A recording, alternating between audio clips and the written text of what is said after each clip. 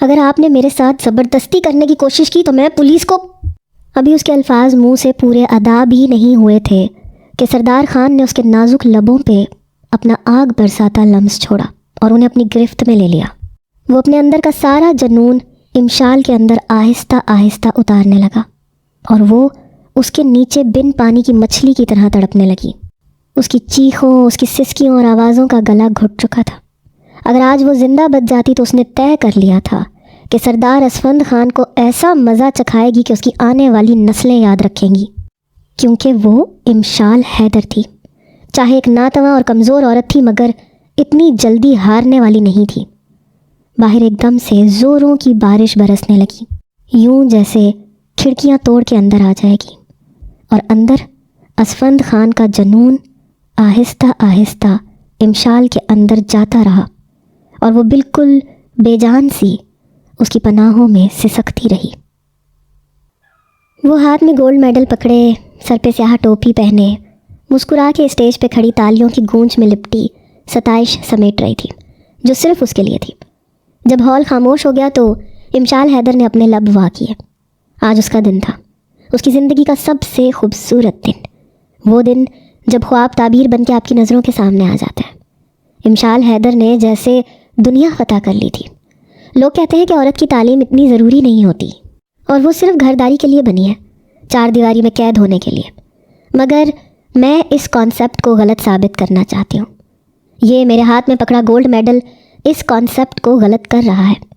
مجھے آج ایسا محسوس ہو رہا ہے جیسے یہ میری فتح نہیں، بلکہ ہر اس لڑکی کی فتح ہے جس نے کبھی ہوا میں اڑنے کے خواب دیکھے تھے۔ اس لیے میں یہ گولڈ میڈل ہر اس لڑکی کے نام کرتی ہوں جو گھر کی چار دیواری کے اندر رہ کر مردوں کی حکمرانی سہنے کے لیے نہیں بنی، بلکہ سر اٹھا کر اپنے لیے جینے کے لیے بنی ہے۔ ہال ایک بار پھر تالیوں سے گونج اٹھا۔ امشال حیدر نے آج پوری یونیورسٹی میں ٹاپ کیا تھا اور اس کا سر جھکنے کا نام نہیں لے رہا تھا، بلکہ فخر سے تنا تھا۔ اس کا پائلٹ بننے کا خواب بالکل تعبیر کے دہانے پر تھا۔ اس نے ایوییشن پروفیشنل پائلٹ کورس میں ٹاپ کیا تھا۔ داد وصول کرنے کے بعد وہ سہج سہج قدم اٹھاتی اسٹیج سے نیچے اتری۔ اس کے کلاس فیلو نے اسے باری باری مبارکباد دی جو اس نے خوش دلی سے وصول کی، پھر ان کو الوداعی سلام کہہ کے اپنی دوست ماہین کے ساتھ ہاسٹل کی طرف نکل پڑی۔ اسے اپنا سارا سامان سمیٹ کے واپس اپنے گھر جانا تھا، چاہے اس گھر میں اس کا کوئی بھی منتظر نہیں تھا۔ اس کا باپ جسے اپنے ہی کاموں سے فرصت نہیں ملتی تھی، اسے تو جیسے فرق بھی نہیں پڑتا تھا کہ آج اس کی بیٹی نے کیسے ان کا سر فخر سے بلند کیا ہے، اور دوسرا اس کا بھائی جو سراسر ہی اس کی تعلیم کے خلاف تھا۔ مگر امشال حیدر کو پرواہ نہیں تھی، اسے بس تھوڑے ہی عرصے کے لیے گھر جانا تھا اور پھر اپنے کیریئر کا باقاعدہ آغاز کرنا تھا۔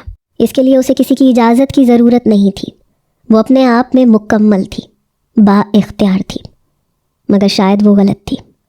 ہاسٹل کے باہر ایک سیاہ چمکتی گاڑی بڑے رازدانہ انداز میں رکی۔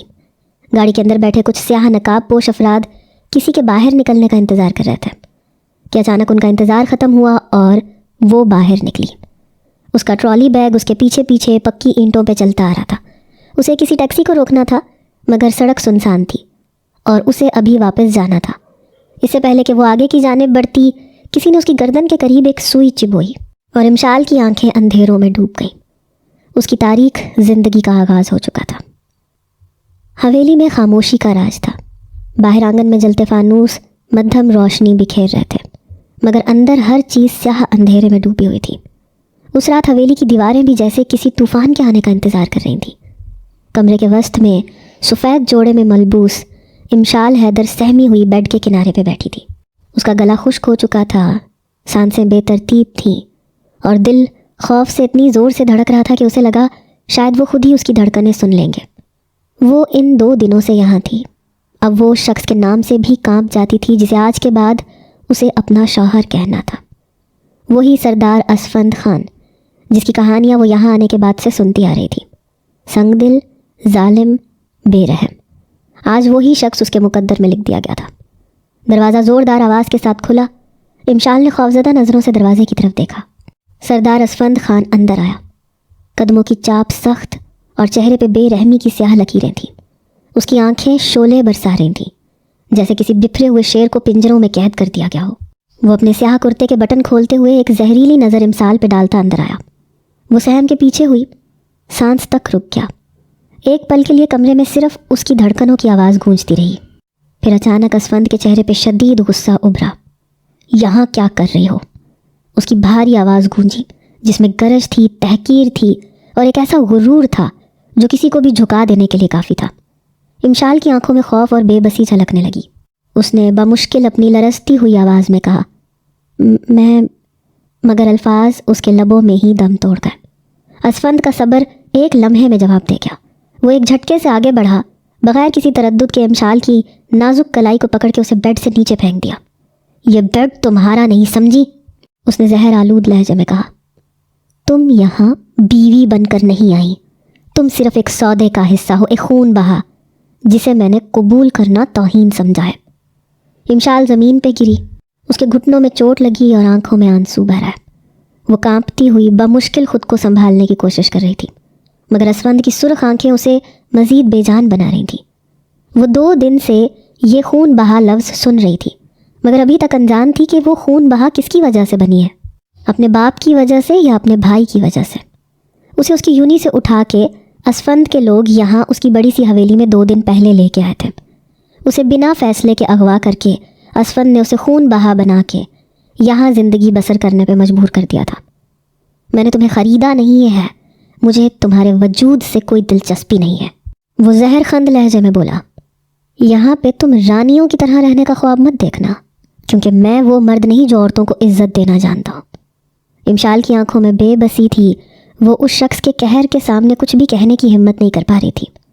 اسفند نے ایک گہری سانس لی، رخ موڑ کے دروازے کی طرف بڑھا. اور ہاں، آئندہ میرے بیڈ پہ بیٹھنے کی غلطی نہ کرنا، ورنہ اس سے بھی برا ہوگا. یہ کہہ کے وہ زوردار آواز کے ساتھ دروازہ بند کر کے باہر نکل گیا. امشال فرش پہ بیٹھی لرزتی رہی. اس کی آنکھوں سے آنسو تیزی سے بہنے لگے.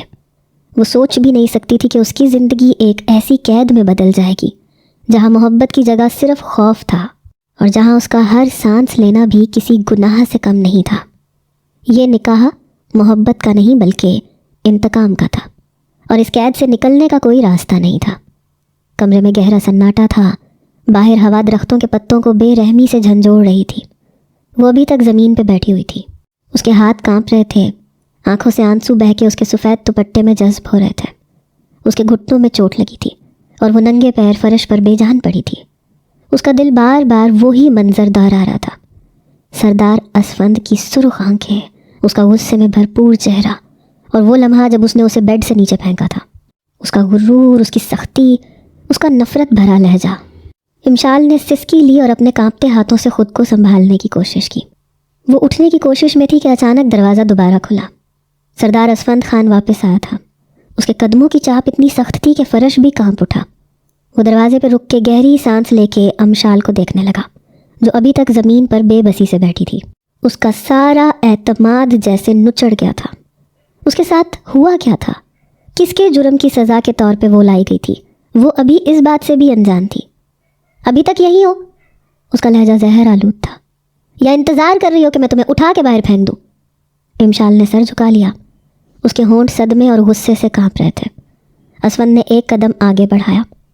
یہاں زمین پہ بیٹھ کے رونے سے کچھ نہیں بدلے گا. میں نے تم سے کہہ دیا تھا تم اس حویلی میں ایک سودے کی طرح آئی ہو. محبت، عزت، خیال، یہ سب مت مانگنا، کیونکہ میں دینے والا نہیں. وہ بھی خاموش تھی. صدمے کی زیادتی نے اس کی بولتی بند کر دی تھی. یہ آنسو مجھے مت دکھاؤ، اسفند نے غصے سے اس کے قریب جھک کے کہا. میں ان آنسوؤں سے پگھلنے والوں میں سے نہیں ہوں. تم چاہے ساری رات روتی رہو، میری نیند پہ کوئی اثر نہیں پڑے گا. اٹھو اور جا کے کمرے کے کونے میں لیٹ جاؤ، اور آئندہ میرے بیڈ کے قریب مت آنا.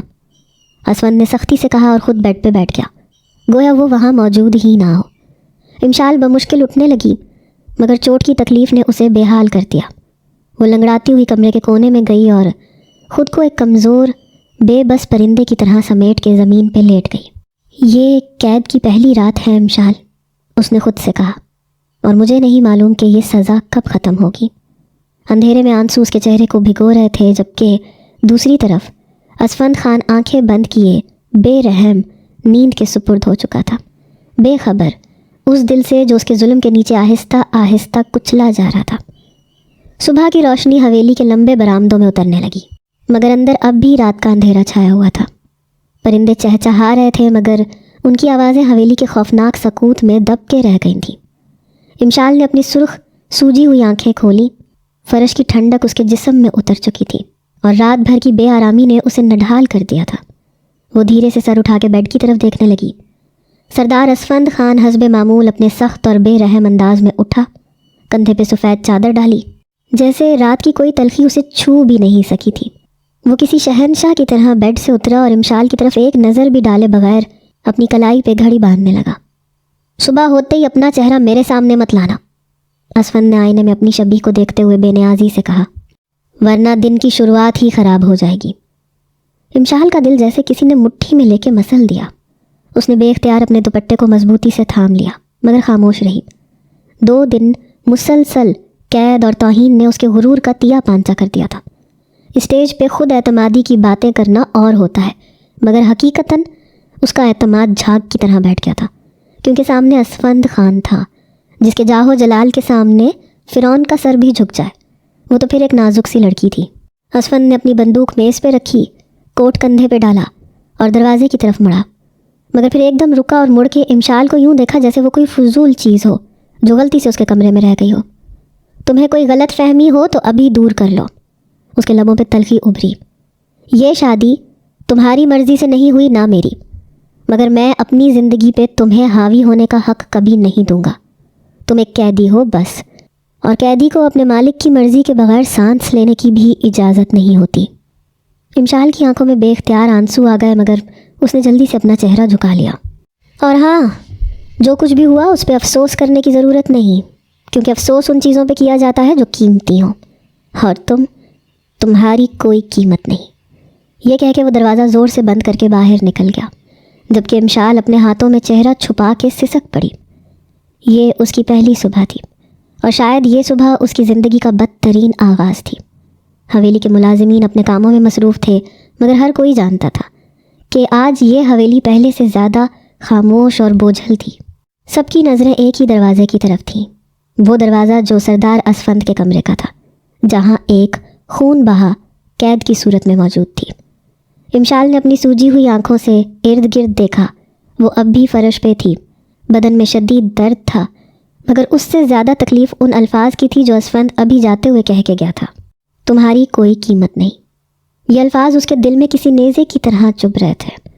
وہ بمشکل کھڑی ہوئی، اس کا جسم اب بھی کپ کپا رہا تھا۔ وہ دروازے تک گئی مگر ہاتھ بڑھا کے روک دیا۔ نہیں، باہر جا کے کیا کروں گی؟ جہاں بھی جاؤں گی یہی تانا سننا پڑے گا کہ میں ایک سودے میں دی گئی چیز ہوں۔ اس نے خود کو روک لیا مگر اسی لمحے دروازہ دھڑاک سے کھلا۔ سامنے شہرین بیگم کھڑی تھی، اسفند کی ماں، دیکھنے میں ملائم سی مگر لہجہ ایسا سخت کہ لوہے کو بھی پگھلا دے۔ ان کے ساتھ چند ملازم عورتیں تھیں جن کے ہاتھ میں مختلف کپڑے اور زیور تھے۔ چلو تیار ہو جاؤ، شہرین بیگم نے حکم دیا۔ امشال نے چونک کے ان کی طرف دیکھا۔ کیوں؟ شہرین بیگم نے ایک زہریلی ہنسی ہنسی۔ واہ بھائی، ابھی کل آئی ہو اور سوال جواب کرنے بھی لگی۔ سردار کی بیوی بنی ہو، کوئی معمولی عورت نہیں جو کسی کو جواب دینا ہو، بس جو کہا جائے وہ کرو۔ امشال نے لب بھیج لیے مگر خاموش رہی۔ دوپہر کی دعوت ہے، پورے قبیلے کو بتایا جائے گا کہ خون بہا کس طرح قبول کیا گیا ہے۔ شہرین بیگم نے نفرت سے کہا، اب باہر آ کے سب کو یقین دلا دو کہ تم نے یہ نکاح دل سے قبول کر لیا ہے، ورنہ انہوں نے لمحے بھر کو رک کر ماتھے پہ تیوری چڑھائی، ورنہ اسفند کا غصہ تو تم نے رات ہی دیکھ لیا تھا، وہ کچھ بھی کر سکتا ہے۔ امشال بس خاموش رہی۔ چلو کپڑے بدلو، شہرین بیگم نے ایک ملازمہ کو اشارہ کیا مگر امشال پیچھے ہٹ گئی۔ مجھے کہیں نہیں جانا، اس نے ہمت کر کے کہا۔ شہرین بیگم نے سخت نظروں سے اسے دیکھا اور آگے بڑھ کے اس کی کلائی دبوچ لی۔ تمہیں شاید ابھی یہ احساس نہیں ہے کہ تم اب سردار اسفند کی ملکیت ہو۔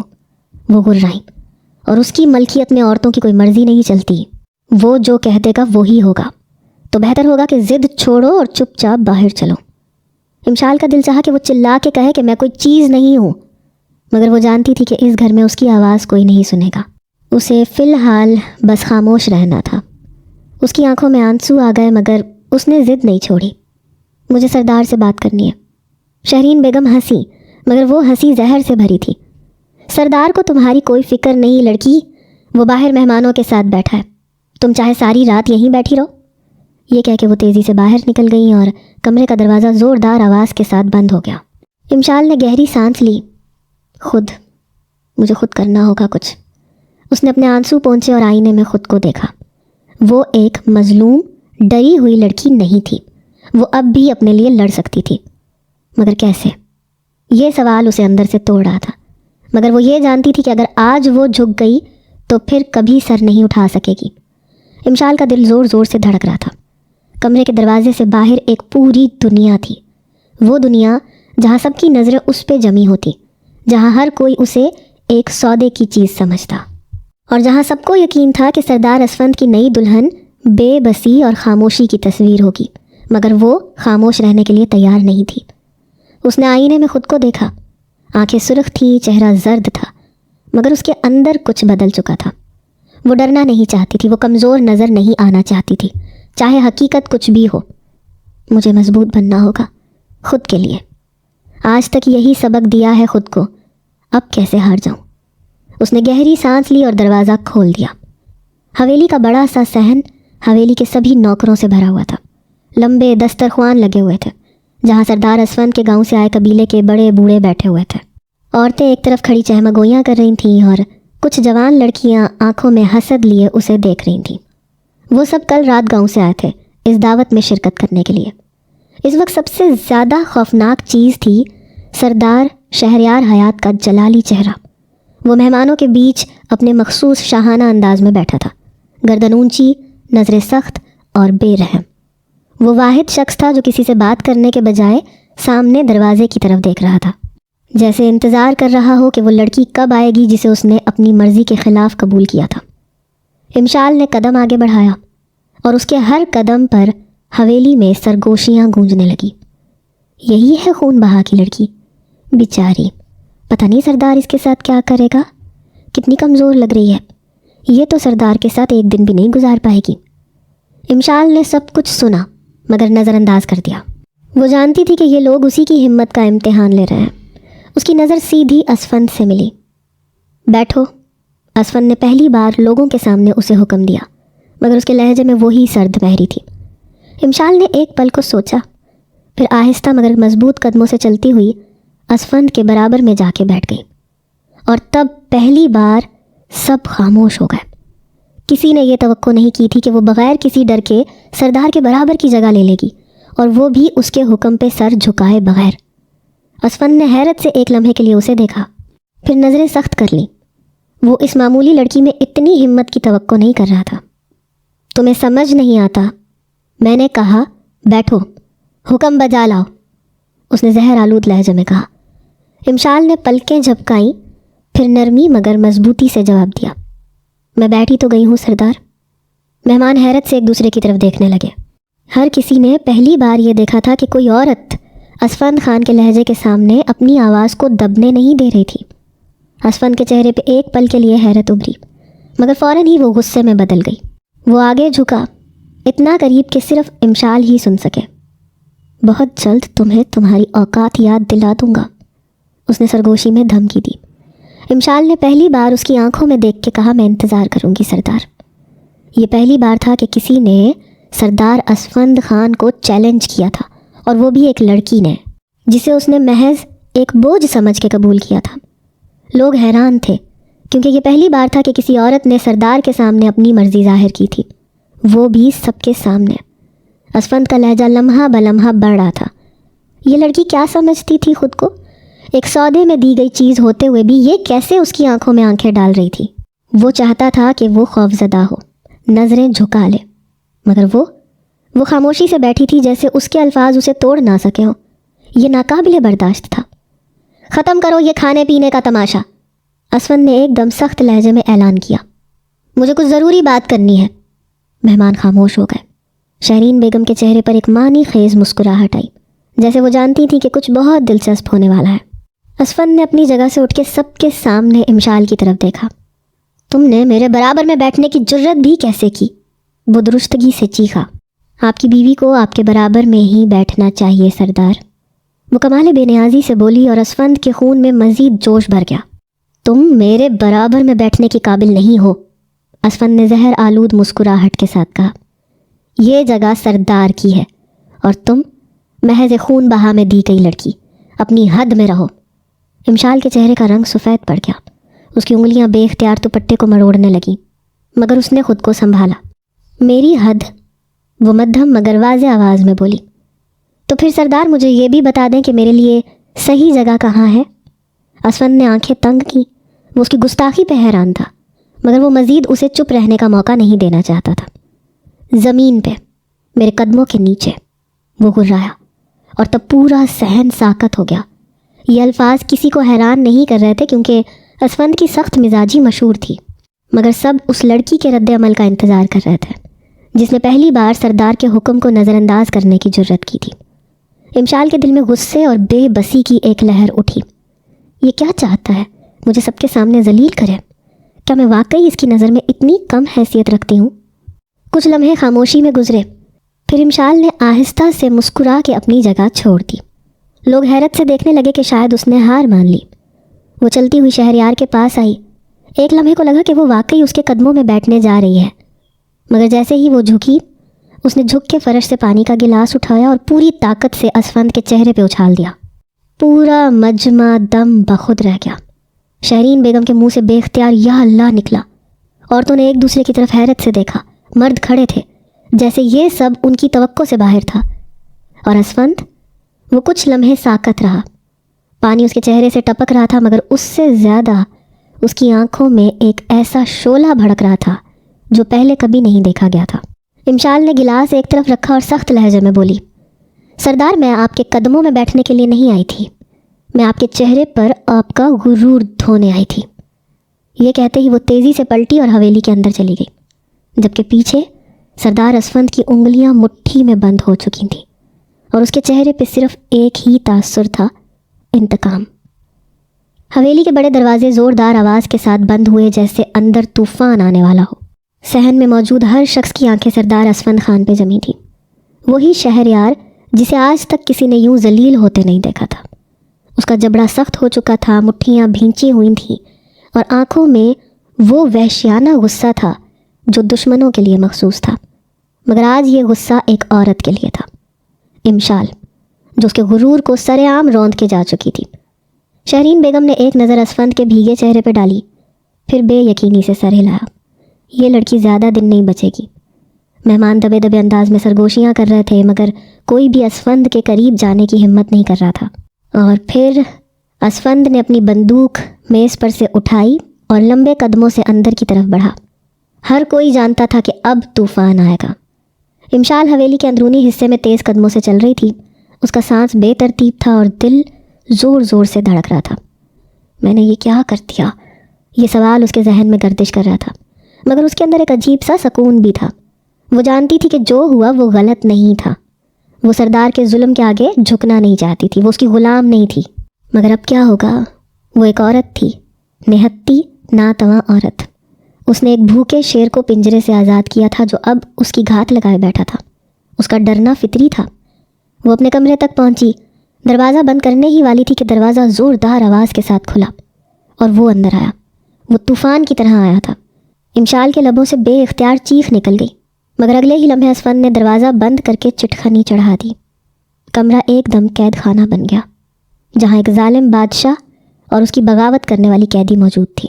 امشال پیچھے ہٹنے لگی، مگر اسفند نے ایک جھٹکے سے اس کا بازو پکڑ لیا اور اتنی زور سے جھٹکا دیا کہ وہ دیوار سے جا ٹکرائی۔ یہ تم نے کیا کیا؟ اس کی آواز میں اتنا غصہ تھا کہ دیواریں کانپ گئیں۔ امشال کا دل کانپنے لگا، مگر وہ اپنی نظریں جھکانے کو تیار نہیں تھی۔ میں نے وہی کیا جو مجھے صحیح لگا۔ صحیح لگا؟ اسفند ہنسا، مگر اس ہنسی میں وحشت تھی۔ تمہاری ہمت کیسے ہوئی مجھے یوں ذلیل کرنے کی؟ تم جانتی بھی ہو میں کون ہوں؟ امشال نے بمشکل سانس لیتے ہوئے کہا، ہاں، تم وہی ہو جو خود کو خدا سمجھتا ہے، مگر میں تمہیں بتا دینا چاہتی ہوں سردار، میں تمہاری بندوق یا تمہاری جوتی کے نیچے دبنے کے لیے نہیں آئی۔ اسفند نے آگے بڑھ کے اس کا چہرہ سختی سے پکڑ لیا۔ تم شاید بھول رہی ہو کہ یہ شادی کیسے ہوئی، تم میرے رحم و کرم پہ ہو۔ امشال نے اس کی انگلیوں کی گرفت سے بچنے کی کوشش کی، مگر اسفند خان کی گرفت لوہے کی مانند سخت تھی۔ تم مجھے جتنا دبانے کی کوشش کرو گے میں اتنی مضبوط ہو جاؤں گی۔ असफंद ने गुस्से से उसका बाजू छोड़ा और एक कदम पीछे हटा। ठीक है, वो गहरी सांस लेते हुए बोला, मगर उसकी आंखों में खतरनाक चमक थी। अगर तुम्हें लगता है कि तुम इतनी मजबूत हो तो मैं तुम्हें तोड़ के रख दूंगा। मैं तुम्हें याद दिला दूंगा कि तुम्हारी असल जगह कहाँ है। सरदार असफंद ने आज तक किसी औरत के वजूद पे जुल्म नहीं किया, मगर आज तुमने भरे मजमे में मेरी मर्दानगी को चैलेंज किया है। आज जब तक मेरे अंदर का गुस्सा ठंडा नहीं हो जाएगा तुम मेरे ज़ेरे उताब रहोगी। पहले मैंने सोचा था कि खून बहा में आई औरत इस काबिल नहीं कि सरदार असफंद खान के बिस्तर की जीनत बने, मगर तुमने ये गलत हरकत करके मुझे तुम्हें सबक सिखाने पे मजबूर किया है। वो अंदर तक दहका देने वाले जहर खंद लहजे में बोला था और अपने और इमशाल के दरमियानी फासले को मिटा रहा था। और इमशाल को असफंद की आंखों की वहशत और जुनून देखकर अच्छी तरह अंदाज़ा हो चुका था कि आज की रात वो उस पर कहर बन के बरसने वाला है और उसने गलत मौके पे सरदार के सामने बहादुरी दिखा के कितनी बड़ी ख़ता कर दी है। देखो सरदार, मुझसे दूर रहो, मेरे करीब मत आना, बहुत बुरा होगा। उसकी आवाज़ कांप रही थी, मगर उसने अपने लहजे को हमवार रखा। क्या कर लोगी तुम? दोबारा से मेरे मुंह पे पानी फेंकोगी? तुम्हारे हाथ सलामत रहेंगे तो कुछ करोगी ना। उसकी दोनों कलाइयों को दीवार के साथ पिन करता, अपने हाथों से उन पे दबाव डालता, अपनी दहकती सांसें उसके चेहरे पे छोड़ता वो हुनकारा था। सरदार असफंद का शिकंजा उसके लहजे से ज़्यादा सख्त और आहनी था। और औरत पे जुल्म करके तुम कौन सी सरदारी साबित करना चाहते हो? वो भी गुस्से से गुर्राई थी। मैं तुम पे कोई जुल्म नहीं कर रहा, तुम मेरी बीवी हो। यही कहा था ना तुमने भरी महफिल में। बीवी होने का मतलब क्या होता है ये आज मैं तुम्हें समझाऊंगा। ये कहते साथ ही वो इमशाल को अपने फौलादी शिकंजे में जकड़ता बेड पे पटक चुका था। उसने अपनी सफ़ेद शॉल दूर फेंकी, अपना कोट उतार के उस पर झुका। वो 35 साल का एक कवि और तवाना मर्द था जो 24 साल इमशाल पे आज बिजली बन के बरसने वाला था। उसका नाजुक सा वजूद सरदार असफंद के नीचे दब के रह गया था। अगर आपने मेरे साथ ज़बरदस्ती करने की कोशिश की तो मैं पुलिस को। अभी उसके अल्फाज मुंह से पूरे अदा भी नहीं हुए थे कि सरदार खान ने उसके नाजुक लबों पर अपना आग बरसाता लम्स छोड़ा और उन्हें अपनी गिरफ्त में ले लिया। वो अपने अंदर का सारा जुनून इमशाल के अंदर आहिस्ता आहिस्ता उतारने लगा और वो उसके नीचे बिन पानी की मछली की तरह तड़पने लगी। उसकी चीखों, उसकी सिसकियों, उसकी आवाज़ का गला घुट चुका था। अगर आज वो ज़िंदा बच जाती तो उसने तय कर लिया था कि सरदार असफंद खान को ऐसा मज़ा चखाएगी कि उसकी आने वाली नस्लें याद रखेंगी, क्योंकि वो इमशाल हैदर थी। चाहे एक नातवा और कमज़ोर औरत थी, मगर इतनी जल्दी हारने वाली नहीं थी। बाहर एकदम ज़ोरों की बारिश बरसने लगी, यूं जैसे खिड़कियां तोड़ के अंदर आ जाएगी। और अंदर असफंद खान का जुनून आहिस्ता आहिस्ता इमशाल के अंदर जा रहा था और वो बिल्कुल बेजान उसकी पनाहों में सिसकती रही। आज उसने पहली बार एक मर्द का पागलपन देखा था। उसके जिस्म का कोई हिस्सा ऐसा नहीं था जहां उसने अपना दहकता हुआ लम्स ना छोड़ा हो। वो शेर से भेड़िया बन चुका था जो उसे नोचे जा रहा था।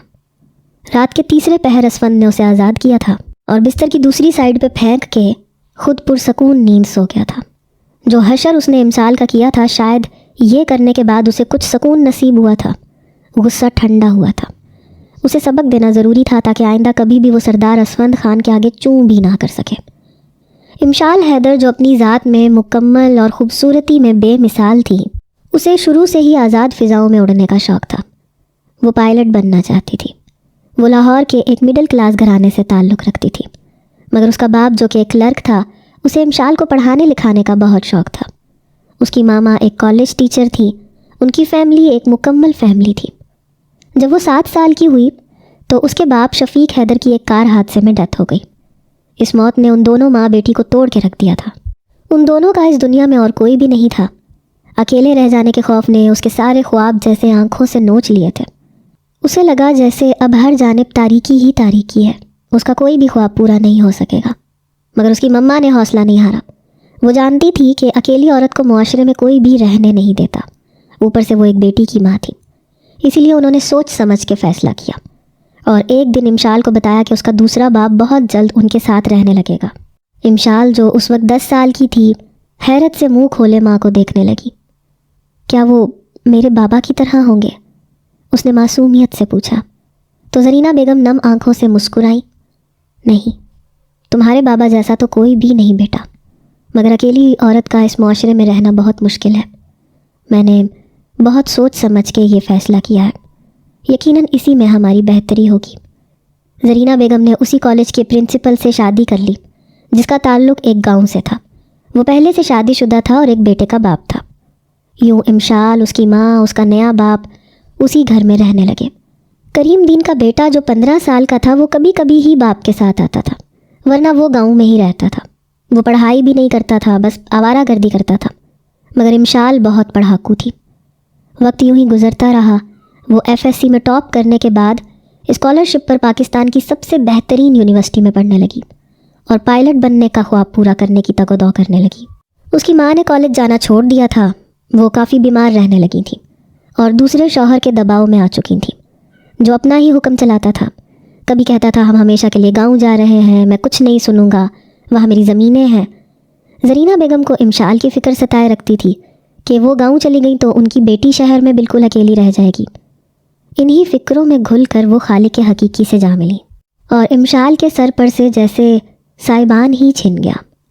बाप और भाई के साथ उसकी पहले भी इतनी अंडरस्टैंडिंग नहीं थी, इसलिए वो हॉस्टल को ही प्यारी हो गई। उसके बाप को भी उसकी कोई ख़ास परवाह नहीं थी। वो ज़्यादातर गांव में ही रहने लगा।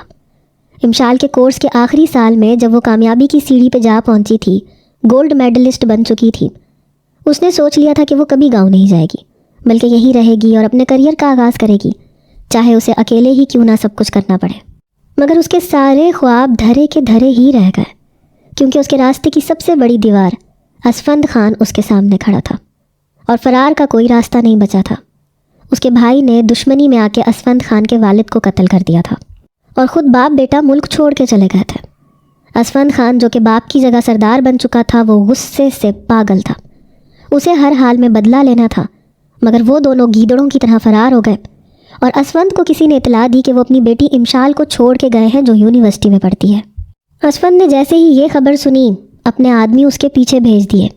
वो उस लड़की को कैद करके उन बाप बेटे को वापस लाना चाहते थे, क्योंकि बाप बेटा चाहे जैसे भी हों, अपनी सगी औलाद को यूं सूली पे लटका देख के कैसे ना लौटते। और यही सरदार असफंद का प्लान भी था कि इमशाल को इस कदर ज़दोकोब करेगा कि वो बाप बेटा बिल से बाहर आ जाएंगे। मगर शायद वो गलत था, क्योंकि वो ये नहीं जानता था कि इमशाल करीम दीन की सौतेली बेटी है। उस शख्स के साथ उसका खून का कोई रिश्ता नहीं है, इसलिए उन्हें कोई परवाह नहीं कि इमशाल के साथ जो मर्जी सलूक होता रहे। असफंद खान को उस लड़की में कोई दिलचस्पी नहीं थी, ना ही वो खून बहा पे यकीन रखता था। वो मकतूल की सज़ा सिर्फ कातिल को देने पे यकीन रखता था। खून बहा का शोशा उसने बाप बेटे को वापस बुलाने के लिए छोड़ा था, मगर इमशाल ने भरी महफिल में असफंद खान के खून में उबाल डाला था। उसकी मर्दानगी, उसकी सरदारी को चैलेंज किया था, इसलिए वो उस लड़की को सबक सिखाना चाहता था और सिखा भी चुका था। हवेली पर सुबह सोगवार सी उतरी थी। खिड़कियों से सूरज की रोशनी छन से अंदर आ रही थी। रात को होने वाली बारिश और तूफ़ान का नामो निशान तक ना था और असफंद खान के अंदर की बारिश और तूफ़ान भी जैसे थम चुका था। वो एक झटके से बेड से उठा। उसके बाल उलझे हुए थे।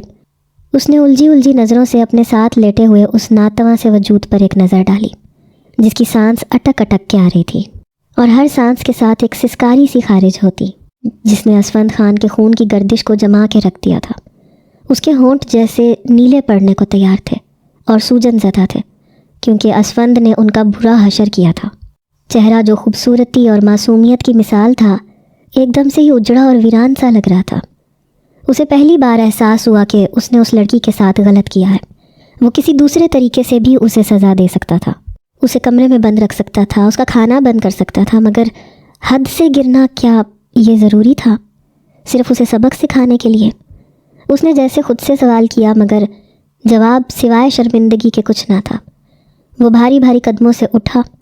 दिल पे एक बोझ सा था। वो दूसरी नज़र भी उसे देखना नहीं चाहता था, जिसने एक लम्हे को उसके दिल की धड़कन को थमा दिया था।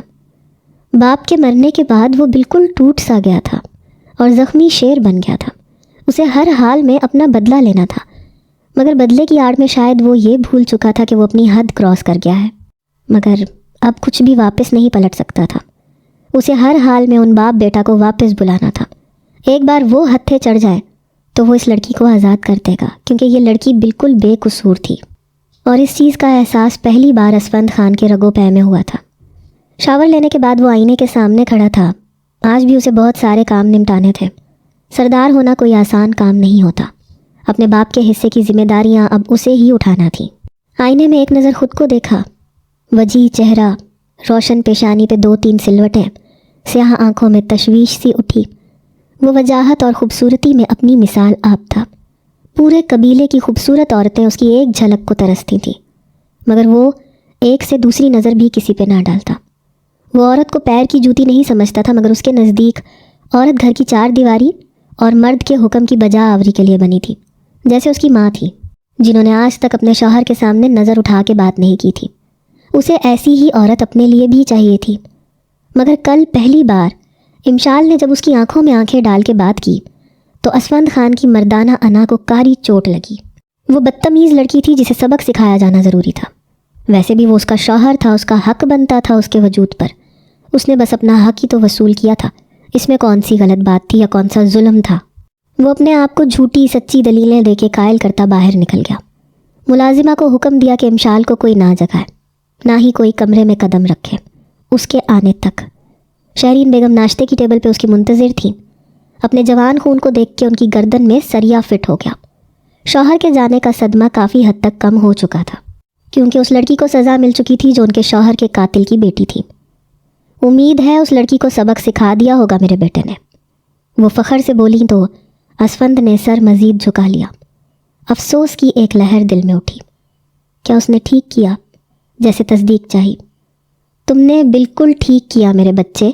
ایک عورت کو مرد کی جوتی کے نیچے ہی ہونا چاہیے، دب کے رہنا چاہیے، کیونکہ اگر عورت مرد سے آگے بڑھنے لگے تو اس دنیا کا نظام درہم برہم ہو جائے گا۔ اس کا غرور توڑا جانا ضروری تھا میرے بچے، پریشان مت ہو۔ وہ اپنے بیٹے کو تسلی دے رہی تھی۔ کیا واقعی اماں سائیں ایک عورت کو مرد کی جوتی کے نیچے ہونا چاہیے؟ میں یہ سبق بچپن سے پڑھتا آ رہا ہوں، مگر کتابوں میں تو ایسا کچھ نہیں لکھا۔ نہ جانے کیوں مجھے دل میں ملال سا ہے، جیسے میں نے کچھ غلط کر دیا ہے۔ وہ دل کی بات صرف اپنی ماں سے کہتا تھا، تب ہی ہلکا ہوتا تھا۔ کتابیں جھوٹ بولتی ہیں، یہ ڈھکوسلے بازیاں ہیں۔ تم بالکل ٹھیک ہو، اپنے خاندان کی روایات سے کبھی بغاوت مت کرنا، اور ایک عورت کو کبھی بھی خود سے برتر نہ بننے دینا۔ ہمیشہ کا پڑھایا گیا سبق وہ آج پھر سے اسے یاد دلا رہی تھی، کیونکہ یہ ضروری تھا۔ وہ بغیر ناشتہ کیے اٹھ گیا۔ اس کا دل جیسے ہر چیز سے اچاٹ ہو چکا تھا۔ میرے حصے کا ناشتہ اندر بھجوا دیجیے گا اماں، میں چلتا ہوں اب۔ وہ لمبے لمبے ڈگ بھرتا باہر چلا گیا، اور شہرین بیگم کے چہرے پہ فکر مندی سی آئی۔ کہیں ایسا تو نہیں کہ یہ لڑکی میرے بیٹے کو مٹھی میں کر لے؟ نہیں نہیں، میں ایسا نہیں ہونے دوں گی، وہ مٹھیاں بھینچ کے خود سے بولی۔ شام کے سائے حویلی کو اپنی لپیٹ میں لے چکے تھے۔ برقی روشنیاں اپنی سفید اور زرد روشنی سے حویلی میں اجالا بکھیر چکی تھیں، مگر امشال کے کمرے میں ابھی بھی تاریکی چھائی تھی۔ وہ صبح سے بستر پہ نڈھال سی پڑی تھی، زخموں سے درد کی ٹیسیں اٹھ کر اس کے ضبط پر کاری ضرب کا کام کر رہی تھیں۔ اسے سوائے صبح کے ناشتے کے کسی نے کچھ نہیں پوچھا تھا، اور وہ ناشتہ بھی ایک کونے میں یک ٹھنڈا ہوا پڑا تھا، اور اس کا اپنا جسم بخار کی حدت سے دہک رہا تھا۔ اتنا ظلم سہنے کے بعد بھی مسیحائی کی دوا نہیں رکھی گئی تھی۔ وہ پھر سے ہچکیوں سے رونے لگی۔ اچانک کمرے کا دروازہ آہستہ سے کھلا۔ اس کی سسکیوں کا گلا گھٹ گیا۔ قدموں کی چاپ اسی جلاد کا پتہ دے رہی تھی۔ وہ لحاف میں دبی تھر تھر کانپنے لگی۔ نہیں، بس اب اور نہیں سہ سکتی، پلیز اللہ میری آزمائش ختم کر دے۔ وہ دبی آواز میں گڑ گڑا کے دعا مانگنے لگی۔ سردار اسفند نے کمرے کی لائٹ جلائی تو حیرت کا جھٹکا لگا۔ صبح کا ناشتہ انچھوا پڑا تھا، تو کیا وہ سارا دن بھوکی رہی؟ بے وقوف لڑکی۔ وہ ماتھے پہ بل ڈالے اس کا لحاف سرکانے لگا، مگر امشال کی گرفت سخت تھی۔ اسفند نے ایک جھٹکے سے اسے لحاف سے آزاد کیا۔ اس کا سرخ پڑتا چہرہ اور متورم سوجی آنکھیں اسفند کو ٹھٹکا گئی۔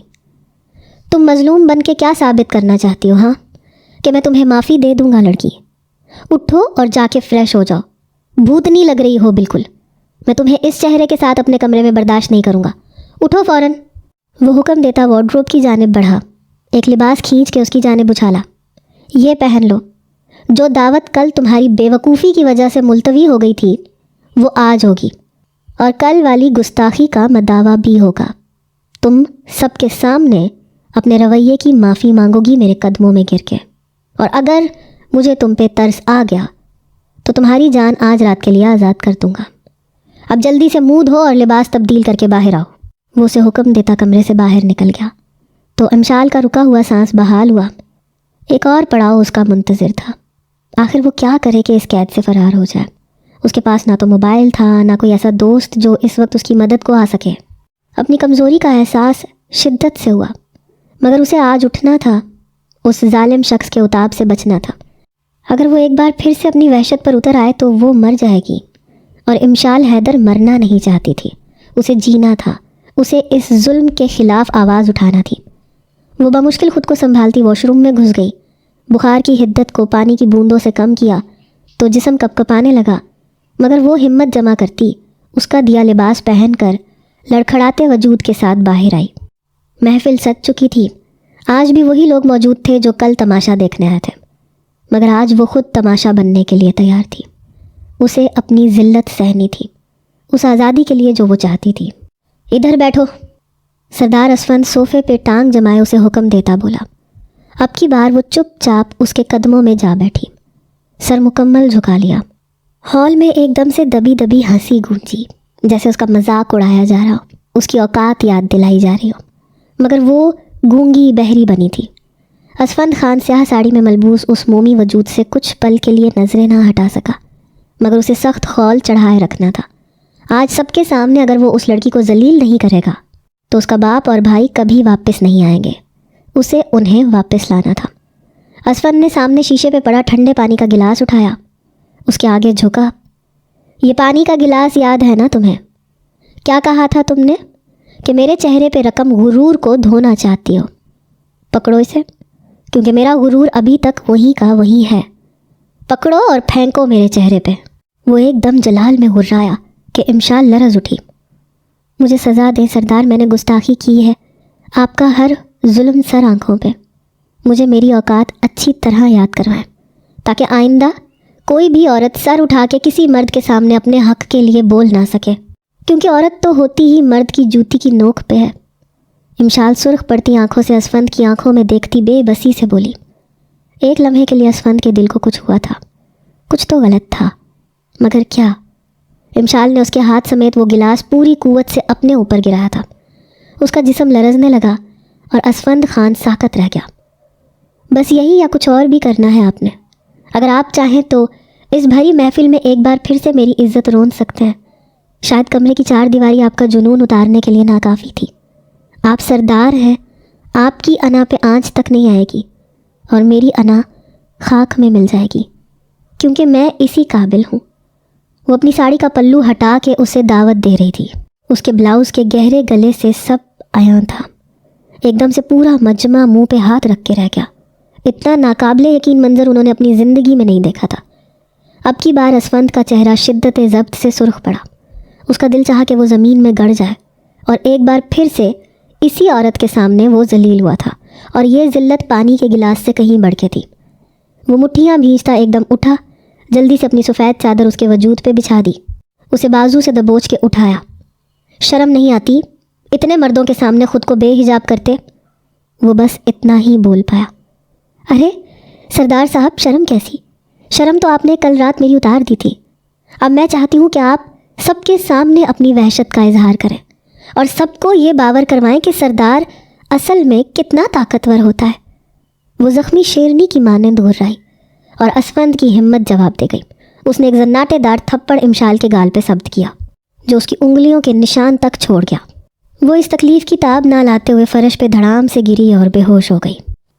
تم سب لوگ یہاں کیا میرا منہ دیکھ رہے ہو؟ دفعہ ہو جاؤ سب کے سب۔ وہ اس قدر جلال میں چیخا کہ سارا مجمع گدھے کے سر سے سینگ کی طرح غائب ہو گیا۔ لاؤنج ایک دم خالی ہوا۔ شہرین بیگم جو ابھی تک مجسمہ بنی کھڑی تھیں، ملازمہ کو آواز لگائی، ارے شیمو کہاں مر گئی؟ جلدی سے آ اور اس آفت کی پڑیا کو کمرے میں لے کے جا۔ توبہ توبہ، ایسی بے حیا لڑکی میں نے اپنی زندگی میں نہیں دیکھی۔ وہ کانوں کو ہاتھ لگا گئی۔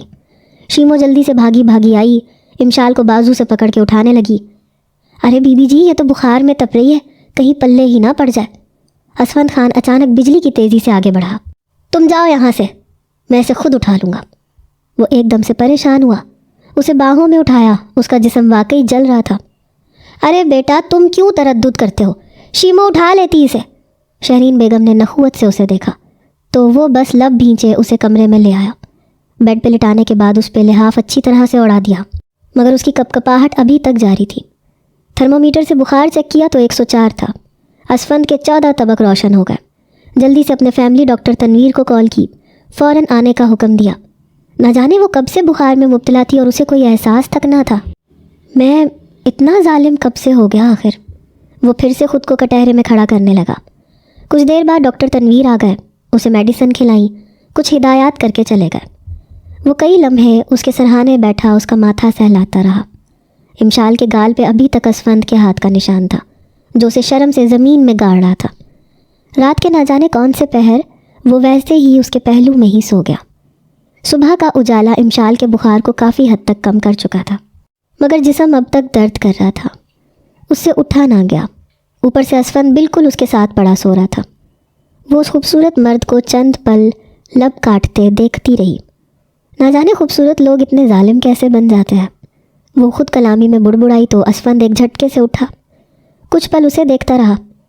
نہ جانے خوبصورت لڑکیاں جنگلی بلیاں کیسے بن جاتی ہیں۔ دو بدو جواب دے کے وہ اٹھا اور تھرمومیٹر سے اس کا بخار چیک کیا جو اب 100 پہ تھا۔ میں شیمو سے کہتا ہوں تمہیں چکن سوپ بنا کے دے، کسی بھی چیز کی ضرورت ہو تو اسی کو بول دینا، وہ ہر وقت تمہارے سر پہ کھڑی رہے گی۔ مجھے ضروری کام سے جانا ہے، میں شام کو لوٹوں گا، امید ہے تب تک تم ٹھیک ہو جاؤ گی۔ وہ اسے میڈیسن پکڑاتا نہ جانے کیا ہدایات دے رہا تھا یا حکم سنا رہا تھا۔ انشال نے چپ چاپ میڈیسن لی اور پھانک لی۔ اس نے طے کر لیا تھا کہ اس شخص کے سامنے کوئی بھی مزاحمت نہیں کرے گی۔ وہ بہادر ضرور تھی مگر بے وقوف نہیں۔ یہ اتنی تبدیلی کیسے آ گئی تم میں؟ اتنی جلدی ہار مان لی مجھ سے؟ وہاں اسٹیج پہ کھڑی تو بڑی بڑی باتیں کر رہی تھیں کہ عورت کو مرد کے سامنے ڈٹ جانا چاہیے، اپنا حق وصول کرنا چاہیے۔ کیا وہ ساری باتیں کتابی تھیں؟ وہ اس پہ طنز کر رہا تھا اور امشال حیرت میں گم ہو گئی۔ تو کیا وہ اس وقت وہاں موجود تھا؟ اسی لیے آپ نے مجھے کو چنا، کیونکہ مرد کو یہ ہضم نہیں ہوتا کہ کوئی عورت اس سے برابری کا دعویٰ بھی کرے۔ وہ غمگین لہجے میں بولی تو اسفند نے نفی میں سر ہلایا۔ بالکل بھی نہیں، میں اپنی ذاتی دشمنی کے علاوہ کسی کو نقصان نہیں پہنچاتا۔ تمہیں اندازہ بھی نہیں ہے کہ تمہارے باپ اور بھائی نے مل کے میرے خاندان کو تباہ کر کے رکھ دیا۔ اب جب تک میں ان کو اس بل میں سے نہیں نکالوں گا چین سے کیسے بیٹھ سکتا ہوں؟ اور مجھے حیرت تو اس بات کی ہے کہ وہ اپنی بیٹی اور بہن کو اس قدر عتاب کا نشانہ بنتے دیکھ کے بھی چوہوں کی طرح بل میں گھسے ہوئے ہیں۔ حالانکہ خون میں تو بڑی کشش ہوتی ہے، انہیں تو بھاگتے ہوئے آنا چاہیے تھا تمہارے لیے۔ امشال زخمی سا مسکرائی۔ اگر آپ مجھے سب کے سامنے چابک سے بھی ماریں گے تب بھی وہ نہیں آئیں گے، کیونکہ میرا اور میرے باپ کا خون کا رشتہ نہیں ہے۔ وہ افسردگی سے بولی اور اسفند اپنی جگہ ساکت رہ گیا۔ کیا مطلب تمہارا؟ مجھے یقین ہے میں نے صحیح لڑکی کو ہی اٹھوایا ہے، تم ہی امشال کریم ہو۔ میں نے سب چیک کیا ہے، میری انفارمیشن غلط نہیں ہو سکتی۔ میں امشال کریم نہیں، میں امشال حیدر ہوں۔ میرا باپ 7 سال کی عمر میں مجھے چھوڑ کے چلا گیا تھا۔ کریم دین میرا دوسرا باپ ہے، جو باپ کم اور جلاد زیادہ ہے۔ اس نے میری ماں کو بھی ٹارچرز دے دے کے مار دیا، جو اس دنیا میں میرا واحد سہارا تھی۔ تم کیا امید لگائے بیٹھے ہو کہ مجھے زد و کوب کر کے تم انہیں واپس بلا لو گے؟ وہ جیسے اس کا مذاق اڑانے لگی۔ اسفند کے خون کی گردش ایک دم تیز ہوئی۔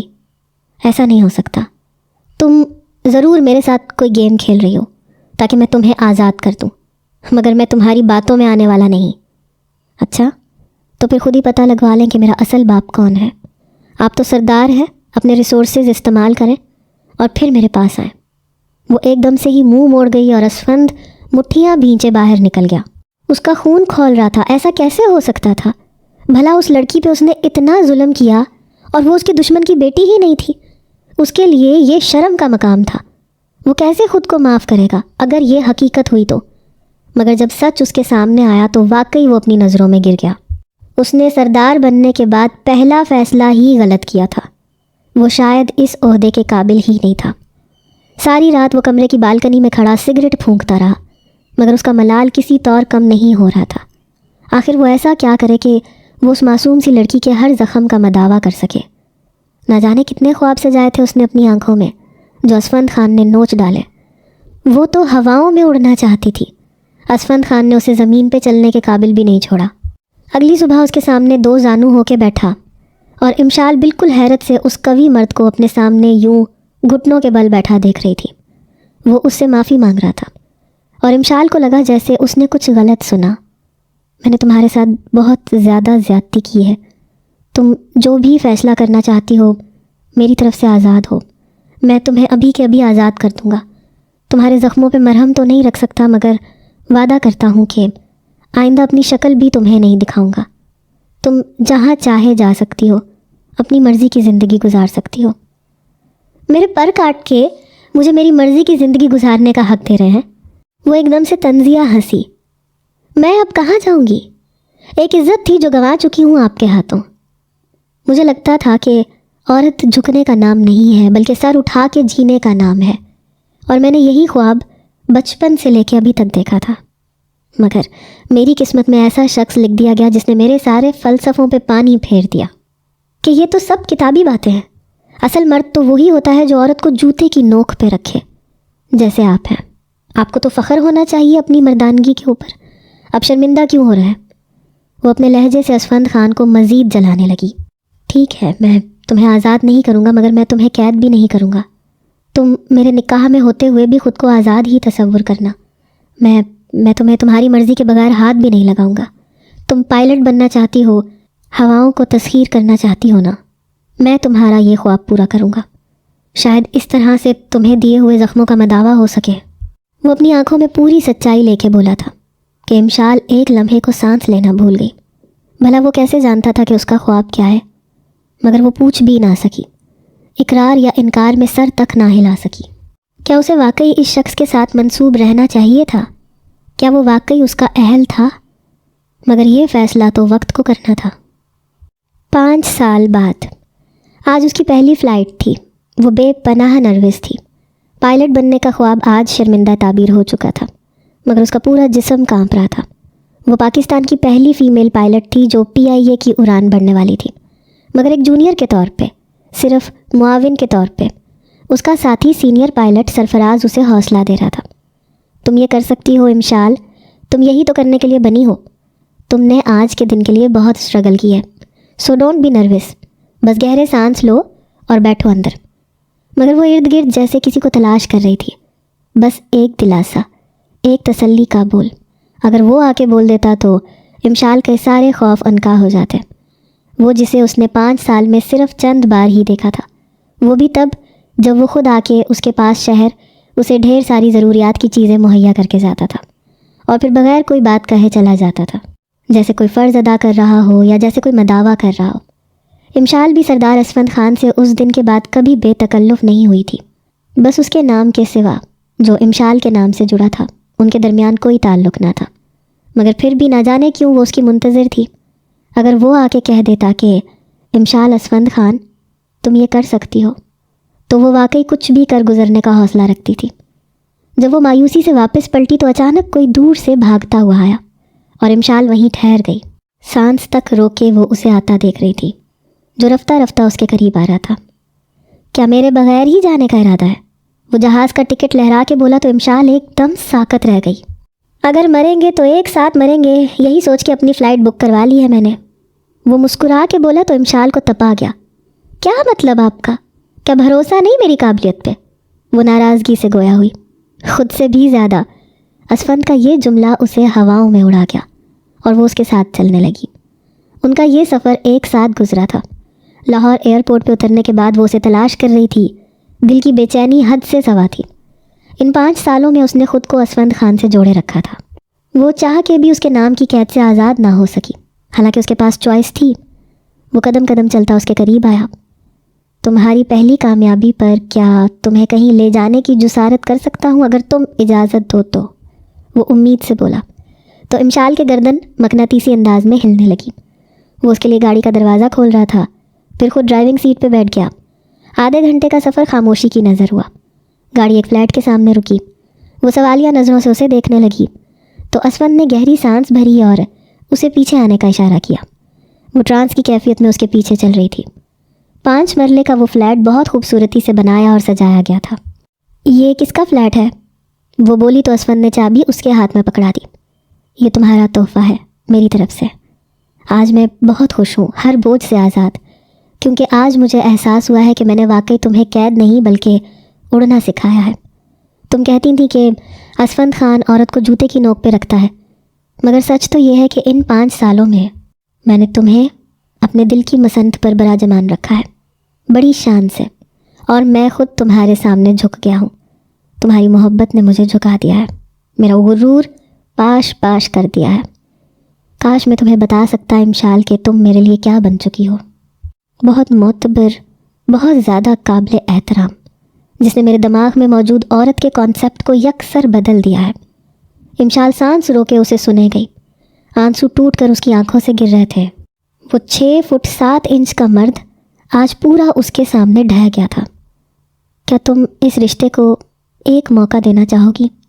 میں تمہیں اتنی محبت دوں گا کہ ماضی میں لگائے گئے زخم بھر جائیں گے، یا پھر ہمیشہ کے لیے اپنے نام کو میرے نام سے جدا کر دو امشال، کیونکہ میں صرف اپنا نام تمہیں نہیں سونپ سکتا، میں پورے کا پورا خود کو تمہیں سونپ دینا چاہتا ہوں۔ کیا تم صرف ایک موقع؟ ابھی لفظ اس کے منہ میں ہی تھے کہ امشال اس کے چوڑے سینے سے جا لگی اور پھوٹ پھوٹ کے رو دی۔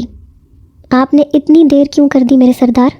اگر مجھے آپ کا ساتھ منظور نہ ہوتا تو کب کا خود کو الگ کر لیتی، مگر آپ سمجھے نہیں مجھے۔ وہ اس کی شرٹ مٹھیوں میں بھینچے بس روئے جا رہی تھی۔ اسفند خان کے اندر ایک ٹھنڈک سی اتر گئی۔ اگر تم آج اس سینے میں پناہ نہ لیتی تو تمہاری قسم میں بے خودی میں ساری حدیں بھول جاتا۔ بہت محبت کرتا ہوں تم سے، عشق کرنے لگا ہوں، نہیں رہ سکتا اب دور۔ وہ اس کے گرد اپنے مضبوط بازوؤں کا حالہ بنائے بے خود ہو چکا تھا۔ کیا میں تم پہ اپنے شوہر ہونے کا حق جتا سکتا ہوں؟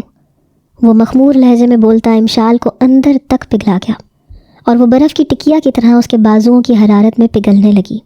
آج اسفند خان کا انداز جنونی نہیں تھا، بلکہ اس کے انگ انگ سے محبت کی ٹھنڈی آبشار پھوٹ رہی تھی، اور امشال اس کی مضبوط پناہوں میں پوری طرح بھیگ رہی تھی۔